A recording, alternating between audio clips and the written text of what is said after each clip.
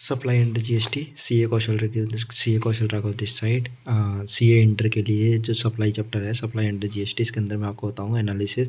सबसे पहले हम इसके मीनिंग पढ़ेंगे, फिर स्कोप ऑफ सप्लाई पढ़ेंगे। स्कोप ऑफ सप्लाई के बाद सेक्शन 7 में 71C, 71A, 71, 72 जिसमें शेड्यूल 1, शेड्यूल 2, शेड्यूल 3 इंपॉर्टेंट है, और सेक्शन 8 का कंपोजिट सप्लाई और mix supply taxability under GST, जिसमें आपको बताया सेक्शन 7, जिसमें सेक्शन 7 है। सेक्शन 7 को अब मैं यहाँ पर एक्सप्लेन करता हूँ आपको। सेक्शन 7 का मतलब होता है कि जो मीनिंग ऑफ सप्लाई ये कहता है कि GST is tax charge on the supply of goods और सर्विसेज, कि जीएसटी पे मतलब जीएसटी लगा दिया जाएगा अगर वो सप्लाई होती है किसी गुड्स की या सर्विसेज की, या गुड्स और सर्विसेज दोनों की होती है। तो मेन बात क्या है, इसमें कंसीडरेशन होना चाहिए, और कंसीडरेशन और in the course of business होना चाहिए। लिखो गुड्स और सर्विसेज हो, कंसीडरेशन हो, लेकिन बिजनेस पर्पस नहीं है तो जीएसटी नहीं आएगा। कहने का मतलब तीनों कंडीशन साइमल्टेनियसली सेटिस्फाई होनी चाहिए, गुड्स भी होना चाहिए या सर्विस होनी चाहिए, दोनों में से कोई एक होना चाहिए, या दोनों हो तो कोई बात नहीं है। कंसीडरेशन भी साथ में होना चाहिए और बिजनेस पर्पस होना चाहिए। फिर सेक्शन 7 का सप्लाई चैप्टर ये कहता है कि भाई सेक्शन 7 में इंक्लूड क्या करेंगे, एक्सक्लूड क्या करेंगे।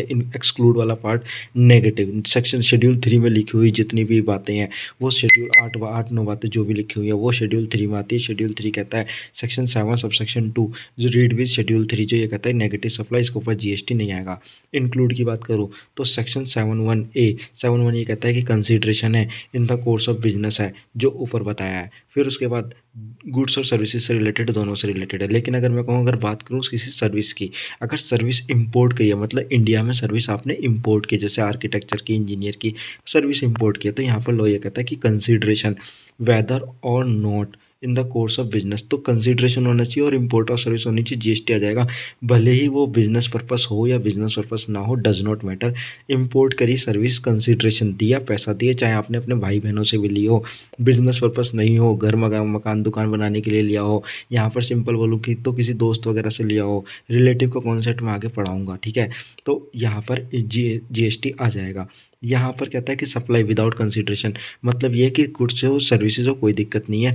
कंसीडरेशन यहाँ पर होता तो यहाँ यहीं जीएसटी लग जाता, लेकिन यहाँ कहता है अगर विदाउट कंसीडरेशन है तो यहाँ तो कवर नहीं हुआ, तो यहाँ पर कवर कर देंगे शेड्यूल 1। शेड्यूल 1 में लिखी हुई 4 बातें, जो ये कहता है कि 4 बातों में से कोई भी अगर कवर होती है तो हम उसे कहेंगे कि बिना कंसीडरेशन के है ना, तो भी हम उसे सप्लाई मान लेंगे और जीएसटी लगा देंगे।